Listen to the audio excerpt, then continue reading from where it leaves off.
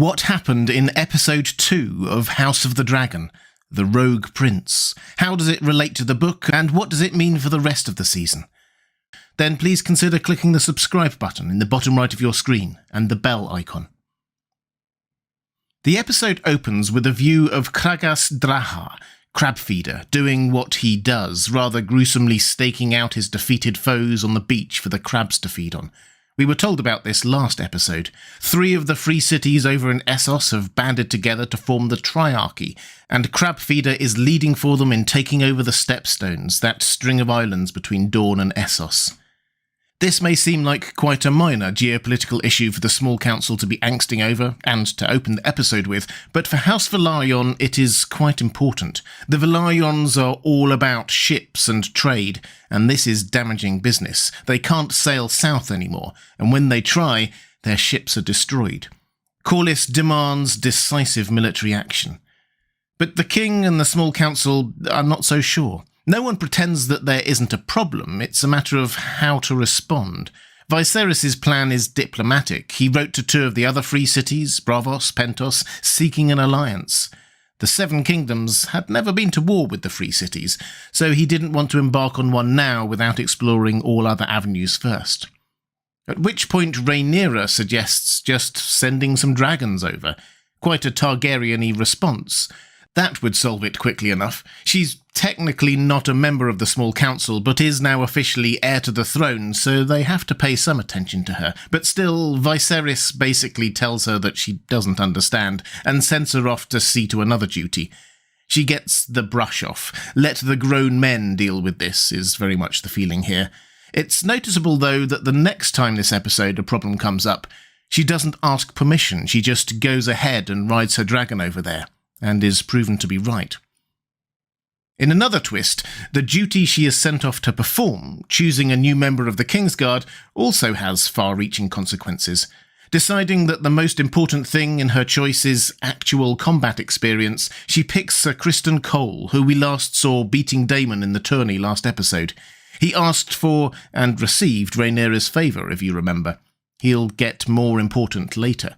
But the problem of what to do about Crabfeeder and the Stepstones is not going away, and Corlys thinks that this is actually a symptom of a bigger problem. The 7 Kingdoms' rivals think it is weak, or more specifically, that Viserys is weak. Crabfeeder is attacking Velaryon ships and Viserys does nothing. Viserys banished Daemon to Runestone and Daemon instead went to Dragonstone, now technically Rhaenyra's seat as Princess of Dragonstone, and has fortified himself there with an army of gold cloaks he has taken from King's Landing, and Viserys does nothing. Viserys' wife and son die, and his heir is now an inexperienced young woman, and Viserys is doing nothing to strengthen his family's rule by remarrying. Corlys' solution is simple. He should remarry, and the best candidate would be his own daughter, Laena. Now, looking at this purely politically, it's noticeable that when Viserys canvasses others' views on this match, they all agree that it makes sense. Laena is half Targaryen anyway through her mother, Rhaenys. It would tie in the richest family in Westeros and the biggest navy to the Iron Throne, and it would potentially heal the festering wound between the 2 parts of the wider Targaryen family. Rhaenys had been passed over for the Iron Throne, then Laenor overlooked as a potential heir. This would bring everything back together again. And as a brief aside, talking about festering wounds, this is the 3rd time in 2 episodes our attention has been brought to the Iron Throne cutting Viserys and the wound not healing. Expect this to become a more important plot point later on, and also keep an eye out for a video from me soon on the significance of the Iron Throne cutting someone. George R. R. Martin has gone into quite a bit of detail on this. Anyway, to return to Viserys and Laena, the big problem is not, as he says, that he doesn't really know her, or even that he's still grieving for Aemma. It's that she's young, very young. In the book, Viserys is 28 by this point, and she is 13 or 14, though it looks as though on the show they have her as even younger than that, at 12. It's all a bit icky. The show have tweaked a few characters' ages for dramatic purposes, by the way. In the book, Rhaenyra is only about 8 when her mother dies, and Alicent is a good 9 years older than her. But I suppose that making them the same age and giving them a strong friendship at the start is very understandable from the showrunner's perspective, given what is to come. Anyway, we'll return to Viserys and the pressure on him to remarry later, because another issue has arisen for the king's attention. Daemon has stolen a dragon egg and compounded that by writing to say that he intends to marry his lover Mysaria as his second wife, that she is pregnant, and he will put the egg into the cradle of his child so that they can be a dragon rider. Oh, and he calls himself the rightful heir to the Iron Throne, just for good measure.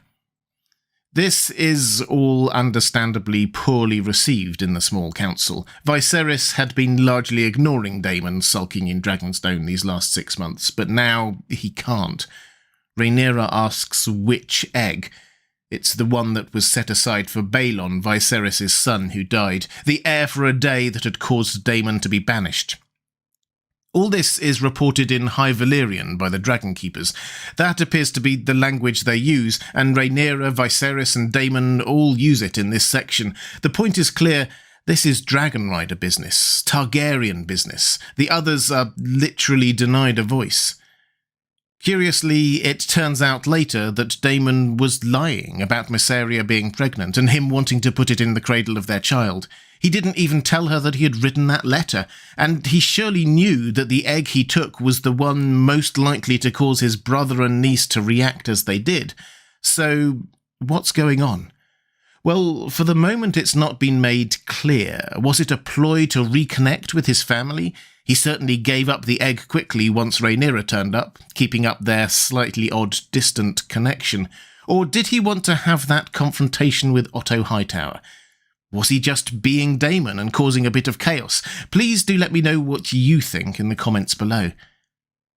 After that confrontation, seemingly not much changes. We'll come back to what Daemon does next in a moment, but let's take a moment to notice the shifts in dynamic here. Rhaenyra has proven herself and shown that she isn't about to take orders from anyone. Otto, with a couple of Kingsguard and the authority of the king behind him, is shown to be less effective than a teenager on a dragon.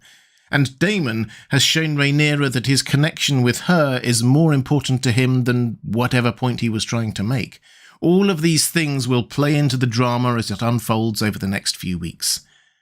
But let's return to Viserys. Everyone wants him to marry, and everyone seems to think that Laena is the most logical choice, despite, well, anyway, it's clear he's not convinced, and secretly he has been developing a bond with Alicent. Alicent is also pretty politically eligible, it has to be said. The Hightowers are the oldest house in Westeros, one of the richest and most powerful, and Alicent's father is of course Hand of the King. If we go back again to the pure politics, it's not a terrible match. And although Alicent comes across in the books as a not particularly sympathetic character, here she is clearly being manipulated by her father, and the stress is starting to show in her fingernails.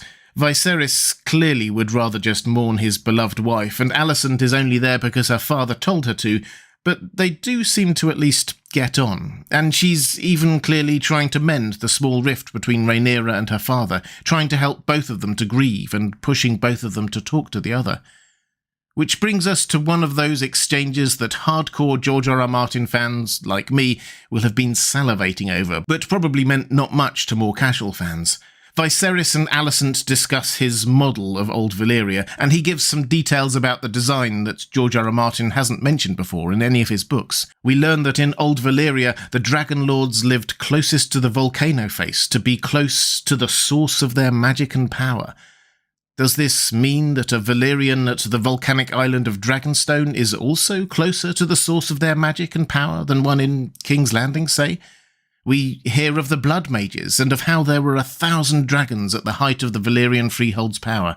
This is all heady lore wine for hardcore A Song of Ice and Fire fans, new bits of information. But the importance for this show is that Viserys is clearly relaxing around Alicent. If he has to remarry, and everyone has told him that he must, then why not do it with someone he actually likes? When he finally announces his intentions to the small council, it provokes the expected response. Everyone is shocked. He has literally asked all of the small council, plus Rhaenyra in private, what they thought, and they all came away with the impression that Viserys was about to announce that he will marry Laena. He doesn't. He announces that he will marry Alicent. Rhaenyra is fuming. Her best friend will marry her father, which is weird enough. Plus, it opens up the options of male heirs, which will definitely put her own heirdom in doubt.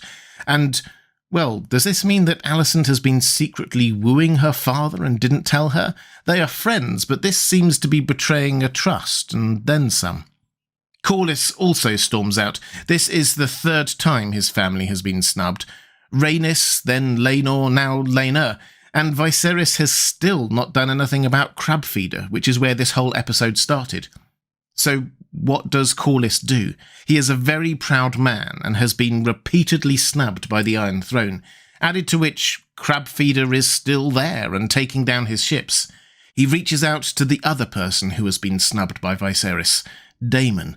The short exchange at the end of the episode makes it clear that Daemon still cares about his family, but him on Caraxes taking on the Stepstones, well, yes, that is doable. We leave the episode with an unlikely alliance formed. Corlys Velaryon, Master of the Seas, and Daemon Targaryen, in the absence of any other dragon riders over the Stepstones, Master of the Skies. Who could stop them?